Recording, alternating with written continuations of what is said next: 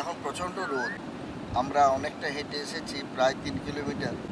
এই সমুদ্রের ধারে একটি জায়গায় পেয়েছি, এখানে একটু ছাওয়া মতো রয়েছে, এই গাছগুলো রয়েছে, কাঁটা গাছগুলো, একটু ছাওয়া রয়েছে। এই ছাওয়ার মধ্যে বসে আছি খুব নির্জনে।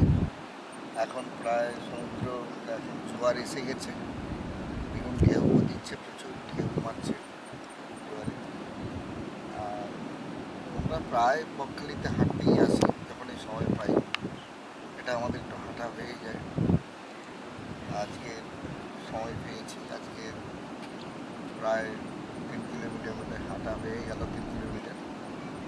এবার আমরা একটু বসে রেস্ট নিচ্ছি, আবার এখান থেকে আবার হাঁটা আরম্ভ করবো। মন্দির পর্যন্ত আমরা হেঁটে যাব।